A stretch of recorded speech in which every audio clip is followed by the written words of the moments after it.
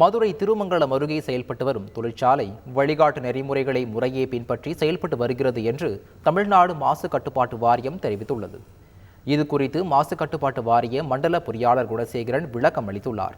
அதில் கொக்கலாஞ்சேரி கிராமத்தில் செயல்பட்டு வரும் தனியார் கழிவு சுத்திகரிப்பு தொழிற்சாலை நகராட்சி, ஊராட்சி மற்றும் பேரூராட்சிகளில் இருந்து பெறப்படும் கோழி கழிவுகள் 5 டன் கொள்ளளவு கொண்ட ஆவியில் வேக வைக்கப்பட்டு 40 நிமிடங்கள் கழித்து பின் புரோட்டீன் பவுடராக பெறப்படுகிறது என்று கூறியுள்ளார். இவற்றை தாவரங்களுக்கு ஊட்டச்சத்தாக பயன்படுத்தப்படுகிறது என்று தெரிவித்துள்ளார். தொழிற்சாலையில் இருந்து வெளியேறும் துர்நாற்றம் மற்றும் காற்று மாசுபாட்டினை கட்டுப்படுத்த 30 மீட்டர் உயரமுள்ள புகைப்போக்கி, ஈரஸ் கருப்பர் பொருத்திய வடிப்பான் போன்ற சாதனங்கள் பொருத்தப்பட்டுள்ளதாக கூறியுள்ளார்.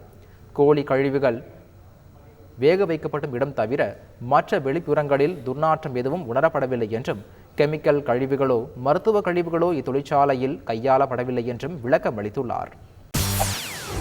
செய்திகளை உடனுக்குடன் தெரிந்து கொள்ள உடனே சப்ஸ்கிரைப் பண்ணுங்க.